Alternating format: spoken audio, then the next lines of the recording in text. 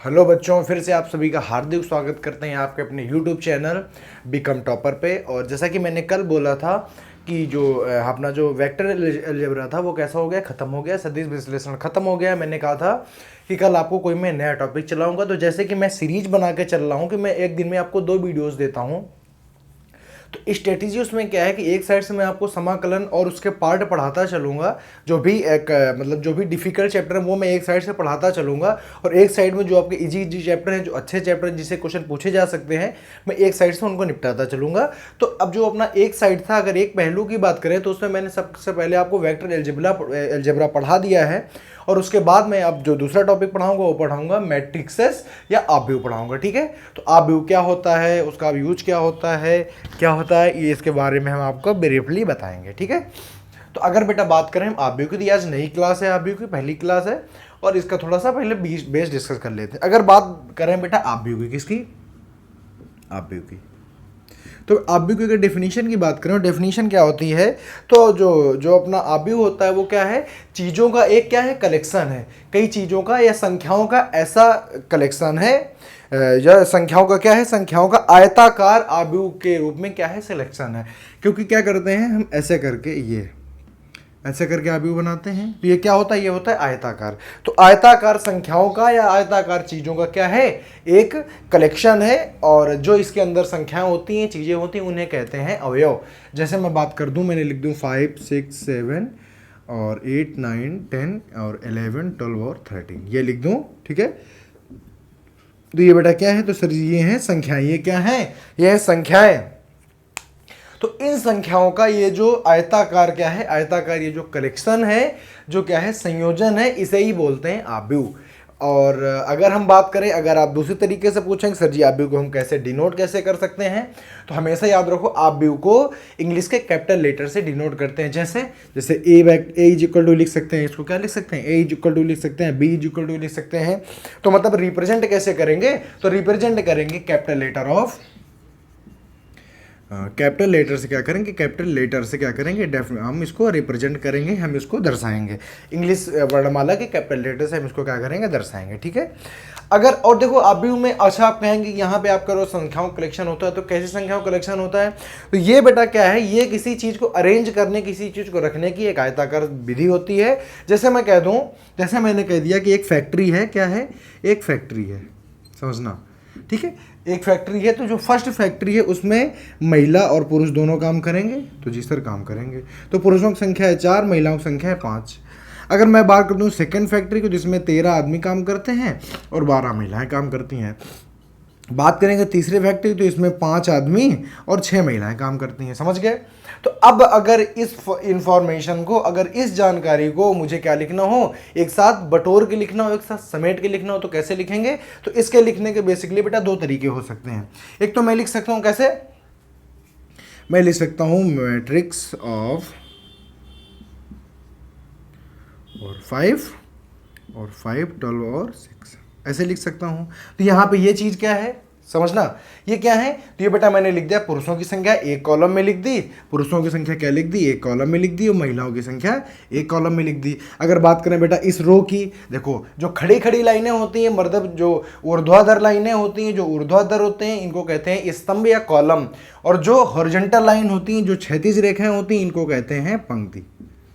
तो बेसिकली आपने यहां से ये जाना कि आव्यूह में क्या क्या होता है, तो आव्यूह में होती है पंक्ति, क्या होती है, पंक्ति, इसे बोलते हैं पड़ी पड़ी लाइन, या हॉरिजॉन्टल लाइन को क्या बोलते हैं आप, क्षैतिज लाइन को क्या बोलते हैं आप, बोलते हैं पंक्ति। और जो खड़ी खड़ी लाइनें होती हैं या परपेंडिकुलर जो लाइनें होती हैं, जो ऊर्ध्वाधर रेखाएं होती हैं या जो ऊर्ध्वाधर रूप में लिखे होते हैं, इनको क्या बोलते हैं, इनको बोलते हैं स्तंभ या कॉलम। क्या बोलते हैं, इसको बोलते हैं पंक्ति या रो, इसको बोलते हैं कॉलम। समझ गए कि नहीं समझ गए, इसको बोलते हैं कॉलम।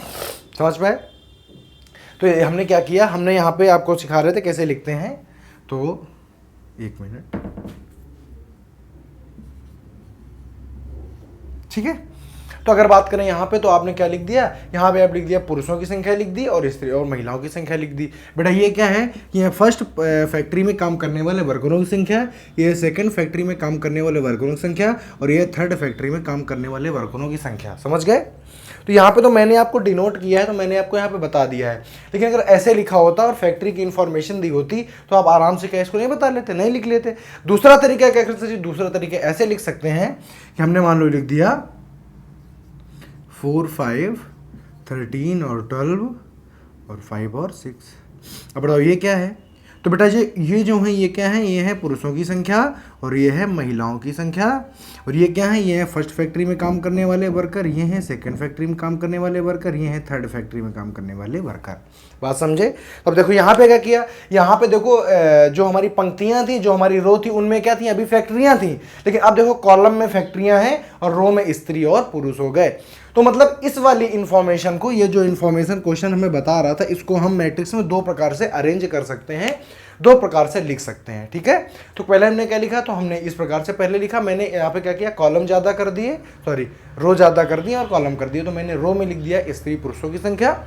अच्छा, मतलब रो में मैंने फैक्ट्रियाँ दिखा दी और मैंने कॉलम में क्या दिखा दी, स्त्री और पुरुष दिखा दिए।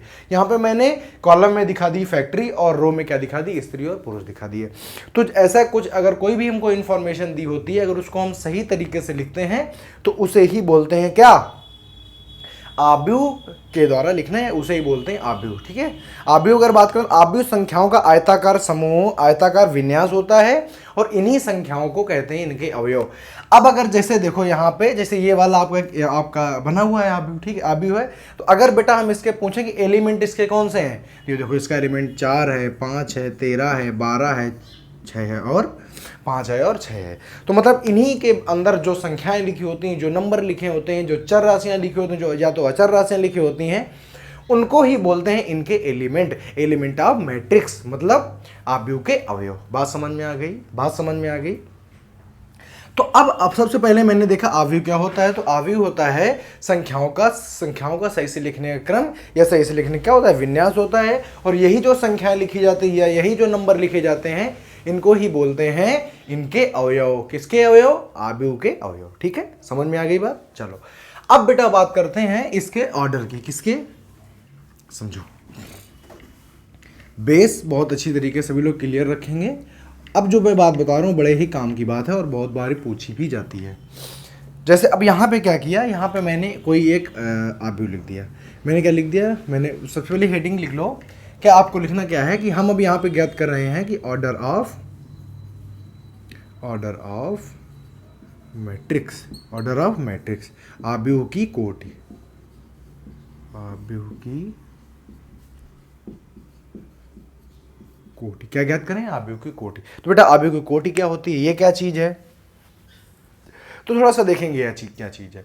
मान लो जैसे मैंने एक मैट्रिक्स बनाया, तो एक मैट्रिक्स देखो लिखा हुआ है 4 9 5 6 5 6 9 5 4 3 2 5। ठीक है, अब इसकी क्या लिखनी है, इसकी कोटि लिखनी है। तो बेटा कोटि क्या होती है, इसकी कोटि क्या है, तो बेटा कोटि होती है या ऑर्डर वो होता है कि नंबर ऑफ रो, क्या नंबर ऑफ रो, तो कितनी रो है, 1 2 3 और 4, तो टोटल कितनी रो है, तो सर जी इसमें है 4 रो, और into number of column, into number of column कितने हैं, 3। तो ये जो 4 × 3 आया, यही इस मैट्रिक्स की क्या है, कोटि है, या यही इस मैट्रिक्स की क्या है, यही इस मैट्रिक्स की क्या है, यही सर जी इस मैट्रिक्स की कोटि है या ऑर्डर है। बात समझ गए।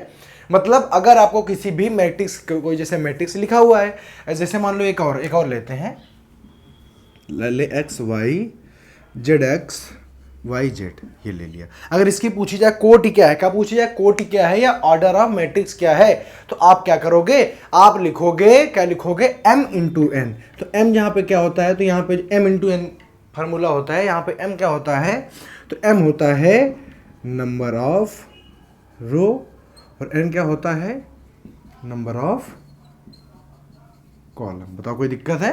तो जब भी कभी आपसे यहाँ पे जैसे हम इसकी आपसे पूछें, कोटि पूछे, तो बताओ इसकी कोटि क्या हो जाएगी, सर जी इसकी कोटि, रो इसमें कितनी है, 1 2, कितनी रो है, 2, कॉलम कितने हैं, 1 2 3, कॉलम कितने हैं, 3, इसकी कोटि क्या हो जाएगी, 2 × 3 या 2 × 3, क्या हो जाएगी, 2 × 3। अगर कोई भी मैट्रिक्स लिख के आता है और कभी अगर आपसे उसकी कोटि पूछी जाती है, उसका ऑर्डर पूछा जाता है, तो आप क्या लिखोगे, आप लिखोगे m × n, जहां पे m क्या है, m है नंबर ऑफ रो, और ये क्या है, नंबर ऑफ कॉलम, ये क्या है, नंबर ऑफ कॉलम। में बात समझ में आ गई।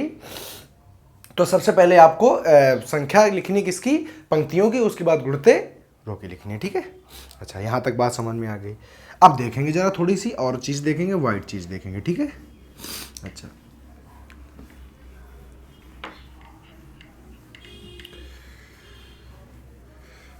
अब देखो यहाँ पे बेटा होता क्या है, यहाँ पे होता क्या है कि हम अब देखो इसको दर्शाते कैसे हैं। जैसे अभी तो मैंने यहाँ पे आपको लिख दिया, यहाँ पे मैंने लिख दिया कि अब देखो ध्यान से समझना, इसको दर्शाते हैं जैसे ए इज इक्वल टू, मुझे कोई मैट्रिक्स लिखनी है तो ए हमने क्या कहा था, इसको कैपिटल लेटर से दिखाएंगे तो A is equal to matrix of A I J, और हमने लिख दिया m इंटू एन। क्या लिख दिया, m इंटू एन। बेटा i और j क्या होता है, i और j क्या होता है, तो बेटा जो i होता है ना, i को क्या बोलते हैं, i को बोलते हैं नंबर ऑफ रो। क्या बोलते हैं, नंबर ऑफ रो। j को क्या बोलते हैं, j को बोलते हैं नंबर ऑफ कॉलम। क्या बोलते हैं, नंबर ऑफ कॉलम। मान लो जैसे अभी देखो मैं आपको क्या लिख के दिखा रहा था, तो मैं आपको अभी एक मैट्रिक्स लिख के दिखा रहा, जैसे मैंने बोला 4 5 और 6 और 7। तो अगर यहाँ पे मैं पूछ लूँ कि बताओ 6 की पोजीशन इस मैट्रिक्स में क्या है, या 6 किस जगह पे है, तो आप कहोगे सर जी जो 6 है ना वो पहली रो और दूसरे कॉलम पे। कहाँ पे है, तो सर जी जो 6 है ना, 6 है पहली पंक्ति में और दूसरे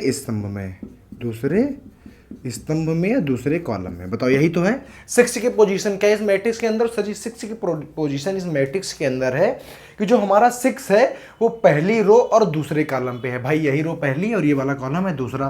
तो अब अगर मुझे अगर हमें ऐसे क्वेश्चन पूछना तो मैं कैसे पूछूंगा, मैं पूछूंगा कि मुझे A12 बताओ। क्या बताओ, A12 बताओ। क्या बताओ, A12। तो A12 के यहाँ पे क्या मतलब है, मतलब मैट्रिक्स आप बताओ किसके, ए के, लेकिन कहां बताना है, तो आपको इसका मतलब है रो और इसका मतलब है कॉलम। तो आपको क्या करना है, तो आपको एलिमेंट बताना है कहां का, पहली रो और दूसरे कॉलम का। क्या, पहली रो और दूसरे कॉलम। तो ये क्या है, पहली रो है और कॉलम क्या है, दूसरा। तो पहली रो है तो ये तो पूरी पहली रो है, तो यहां पे भी आएगा A1 A1 A1। समझ गए। क्योंकि अगर देखो, अच्छा ये A1 और A2 क्या है, यहां से थोड़ा समझेंगे, यहां से थोड़ा समझना। दर्शाए कैसे जाते हैं, तो ऐसे लिखा जाता है A11 A12 A13 A21 A22 A23।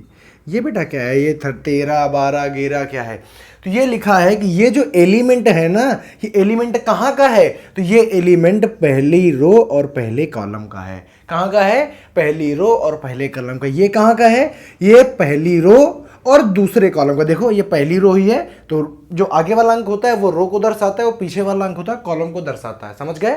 तो ये क्या है, पहली रो और दूसरे कॉलम का है। ये क्या है, 13 का मतलब क्या है, ये 13 नहीं मतलब होता है, इसको बोलते हैं 13 1 3 या 13 1 3 ऐसे बोलते हैं। तो ये क्या है, ये है पहली रो और दूसरे और तीसरे कॉलम। अगर बात करें हम A21 की, तो 2 क्या है, तो ये जो एलिमेंट है A21 जो एलिमेंट है वो दूसरी रो और पहले कॉलम के। देखो दूसरी रो है और कॉलम ये पहला है। अगर बात करें इसकी, तो ये क्या है, A22 मतलब ये क्या है, दूसरी रो और दूसरे कॉलम का है, दूसरी रो और दूसरे कॉलम का है। समझे कि नहीं समझे। इसी के बेस पे अभी मैं आपको बताऊंगा कि अगर आपको इस टाइप से कोई भी मैट्रिक्स दे दिया जाएगा तो आप उसको पूरा मैट्रिक्स कैसे बनाओगे, ये चीजें आपको अभी पढ़ाई जाएंगी। तो सबसे याद रखना कि अगर हम यहाँ पे बात करेंगे पोजीशन ऑफ एलिमेंट, किसकी बात करेंगे, पोजीशन ऑफ एलिमेंट की, ठीक है। तो अगर हम बात कर दें यहाँ पे, ध्यान से समझना, अगर हम यहाँ पे बात कर दें कि अवयवों का स्थान, तो मैं अगर आपसे पूछ लूं कि भैया मुझे यह बताओ कि A31 कितना है, A31 कितना है, या 31 नहीं पूछते हैं आपसे, हम पूछते हैं A21 कितना है, A21 कितना है। तो आपको इस वाले में देखना है कि A21 कितना है। तो सर जी A21 का मतलब है सर जी जो आगे वाला नंबर होता है, क्योंकि आपने कहा है कि ए, इसको काहे से कंपेयर करना है, इसको कंपेयर करना है ए आई जे। आई क्या होता है, आई होता है नंबर ऑफ रो, और ये क्या होता है, नंबर ऑफ कॉलम। समझ गए। ये होता है रो की संख्या, ये होती है कॉलम की। तो सर जी जब आई, तो आप आई कह रहे हो 2, तो मतलब आपको कहाँ पे जाना है सर जी? मुझे आप पूछ रहे हो कि दूसरी रो, तो ये वाली दूसरी रो है ये वाली, और कह रहे हो कॉलम कौन सा? पहला। दूसरी रो पहला कॉलम, दूसरी रो और पहला कॉलम, तो यही तो है। तो अगर इसका एलिमेंट पूछा जाए तो आप आंसर क्या दोगे? 5 दोगे। समझ गए कि नहीं समझ गए? समझे कि नहीं समझे? अभी जो आगे आएगा, तो अभी आपसे आगे पोजीशन पूछेगा, इसलिए आप बहुत ही अच्छी तरीके से तैयार होके इसमें बैठ जाइए, ठीक है? समझ गए? तो आपको ये बात बताओ मुझे, कि अभी कोई कोड समझ में आई कि नहीं आई? अभी कोई कोड समझ में आई या नहीं आई बताइए? मैं इसको हटाता हूं। कोड समझ में आई? अच्छा, अब देखो कोड समझ में आ गई। जरा मैं क्वेश्चन आपसे पूछ भी लेता हूं, जरा मुझे बताओ 495 632 954 -1 -2 और 4, इसी कोड जरा मुझे कोई बच्चा बताएगा? तो सर जी मैं बिल्कुल बताऊंगा, क्योंकि सबसे पहले हम इसमें गिनेंगे नंबर ऑफ रो कितनी है। तो नंबर ऑफ रो सर जी कितनी है? 1 2 3। नंबर ऑफ कॉलम कितने? 1 2 3 4। सबसे पहले sir ji number of row into number of column, तो हो जाएगा 3 इंटू 4। तो यही इसकी क्या है? यही है इसकी कोटि। बात समझ गए? इसे बोलते हैं m इंटू n, ठीक है? चलो, अब अगर बेटा मैं आगे आपको बताने की कोशिश करूं, तो मैं आगे आपको क्या बताऊंगा कि मैट्रिक्स को बनाते कैसे हैं। मैट्रिक्स को बनाते कैसे हैं, जैसे यहां पे मैंने आपको दे दिया कि आप क्या करो, आपको बनाना है, मैंने कहा A I J is equal to A I J, matrix है, ठीक है? A is equal to A I J, और यहाँ पे मैंने क्या लिख दिया? यहाँ पे मैंने एक आपको दे दिया कि अगर ए इज इक्वल टू क्या है, अगर ए इज इक्वल टू है 1/2,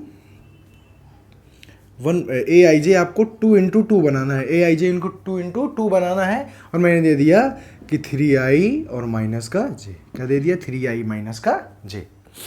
अब आपको क्या करना है? अब आपको एक मैट्रिक्स बना के दिखाना है, एक आपको आव्यूह बना के दिखाना है। तो आप कैसे बनाओगे? यहाँ पे आपके पास इंफॉर्मेशन है कि जो आपको मैट्रिक्स बनानी है, जो आपको ए आई जे बनानी है, जो आपको मैट्रिक्स बनानी है, उसमें कितनी रो रहेंगे और कितने कॉलम रहेंगे?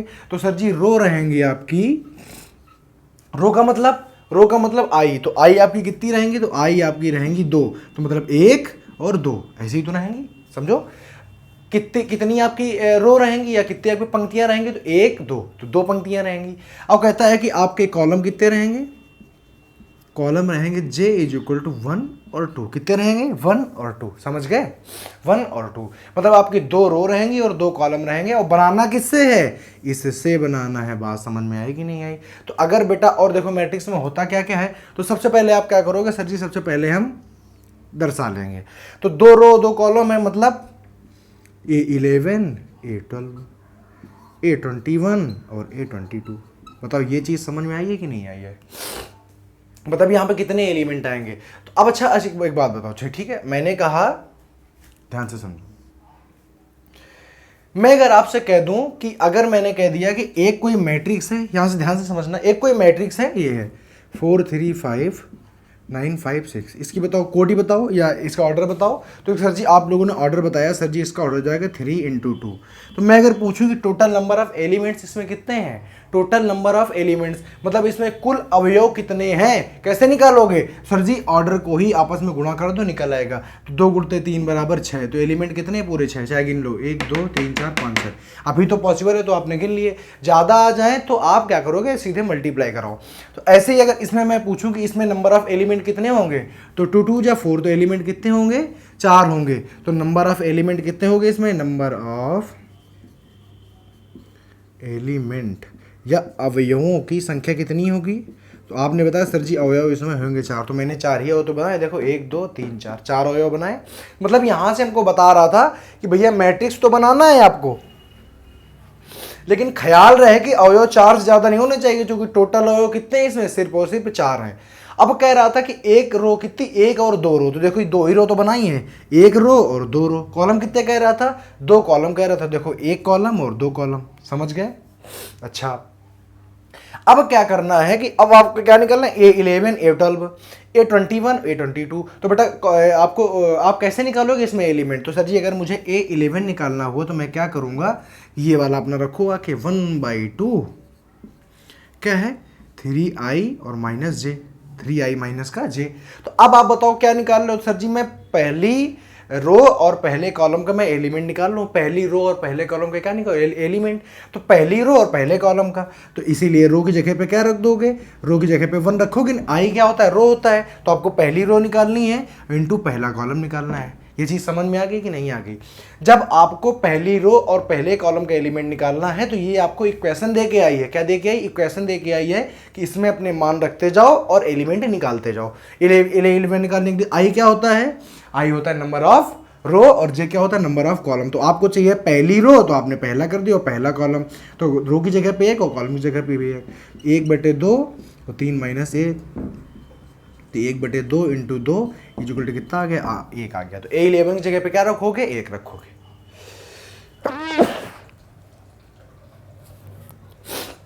बात समझ में आ गई? तो आप A11 जगह क्या रखोगे, A रखोगे। ऐसे आपको क्या निकालना, ऐसे आपको A12 निकालना है। A12 कैसे निकालोगे, तो जी वही इक्वेशन रखेंगे और I की जगह पे क्या रखेंगे 1 और J की जगह क्या रखेंगे 2, क्योंकि हमें निकालना क्या है, पहली रो और दूसरे कॉलम का एलिमेंट निकालना है।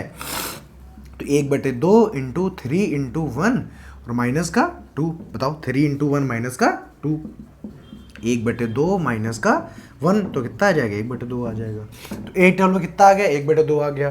तो अगर यहाँ पे हमें इसके एलिमेंट रखना चाहें, पहले आपको ऐसे ही लिखना है, ठीक है, जब ऐसे लिख जाएगा तब, तो क्या आ गया, A11 का आ गया 1 और A12 का आ गया 1/2। अब क्या निकालना है, हमें 21 निकालना है। 21 कैसे निकालोगे सर जी, A21 निकालने के लिए क्या करेंगे, इसको हटा दें। A21 कैसे निकालोगे, तो सर जी A21 निकालने के लिए क्या करेंगे, A21 इक्वेशन क्या है, 1/3 3i, आई की जगह पे क्या रखोगे, रो कौन सी है, तो सर जी रो है 21, मतलब रो क्या है, दूसरी है, और कॉलम कौन सा है, पहला है। तो 1/3 1/2 है, 1/2 सॉरी 1/2 1/2 × 6 में गया 5 आ गया, तो कितना आ जाएगा, 5/2। समझ गए? तो A11 भी आपको A21 आ गया, तो A21 की जगह वैल्यू रख दो, कितना आ जाएगा, 5/2। अब क्या निकालना है, A22 निकालना है। बात समझ में आ रही है? तो A22 बेटा निकाल लो। तो A22 1/2 और 3 × 2 - 2, 1/2 6 - 4, 6 - 2 4 आ गया, ये आ गया 2। तो A22 क्या आ गया, 2 आ गया। तो ये क्या आ गया, 2 आ गया। तो ये देखो आपका मैट्रिक्स ये निकल के आ गया। समझ गए कि नहीं समझ गए? ऐसे ही आप मैट्रिक्स बनाओगे। समझ गए कैसे आप मैट्रिक्स बनाओगे? तो ऐसे आप मैट्रिक्स को क्या करोगे, बनाओगे। कोई दिक्कत बताओ बेटा, कोई दिक्कत? किसी बच्चे को मैट्रिक्स बनाने में कोई दिक्कत है? यहाँ से गौर से समझ लेना मैट्रिक्स को कैसे बनाते हैं, मैट्रिक्स को कैसे बनाते हो, और देखिए क्या है, क्या बनाना कैसे है। ठीक है, हटा दें इसको और एक और लेते हैं। ठीक है,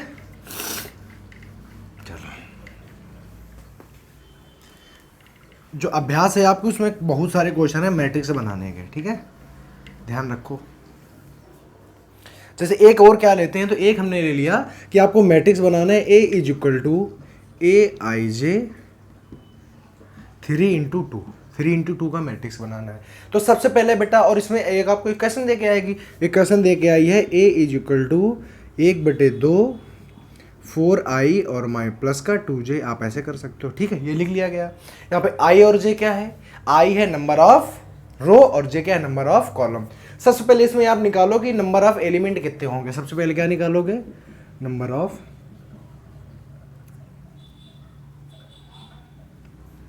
एलिमेंट्स कितने होंगे। तो आप जानते हो, इसका दोनों का मल्टीप्लाई करोगे पता चल जाएगा, 3 दूनी 6, टोटल कितने होंगे, 6 होंगे। तो अब सबसे पहले क्या करोगे, सबसे पहले हम सर जी मैट्रिक्स को बनाएंगे कि एज्यूम करें कैसी हो सकती है। कॉलम कितने, रो कितनी होंगी, 3, कॉलम कितने होंगे, 2। तो रो अगर 3 होगी तो बनाएंगे A12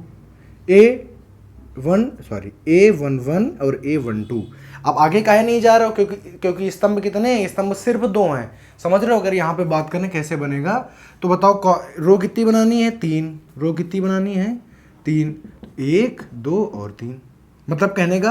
अब देखो, रो 3 बनानी, इसका मतलब क्या होता है, रो 3 बनाने का मतलब होता है कि आई की वैल्यू रखेंगे 1 2 और 3। क्या रखेंगे, पहले 1 रखेंगे, फिर 2 रखेंगे और फिर 3 रखेंगे। ठीक है, बात करें अगर कॉलम कितने हैं, तो कॉलम कितने हैं, तो कॉलम है सर जी 2। कॉलम का मतलब है जे की वैल्यू 1 रखेंगे और फिर क्या रखेंगे, 2 रखेंगे, सिर्फ यही दो वैल्यू रख सकते हैं, समझ गए। इसका मतलब ये होता है कॉलम और रो का।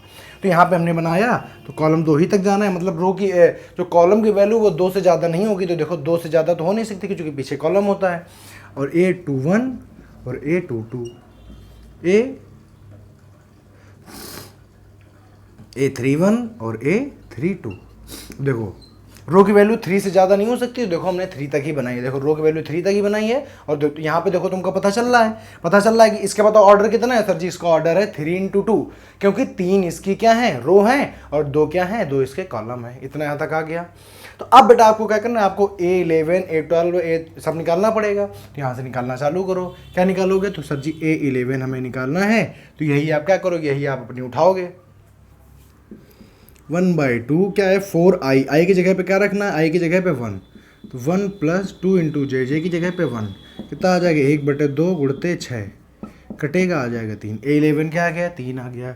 A12 की बात कर लो, तो A12 कितना आ जाएगा, 1/2, 4 × आई की जगह पे 1 और प्लस जे की जगह पे कितना, 2, सर क्या आ जाएगा, 8, 1/2 गुणते 8 = 4, ये क्या आ गया, 4 आ गया, समझ गए।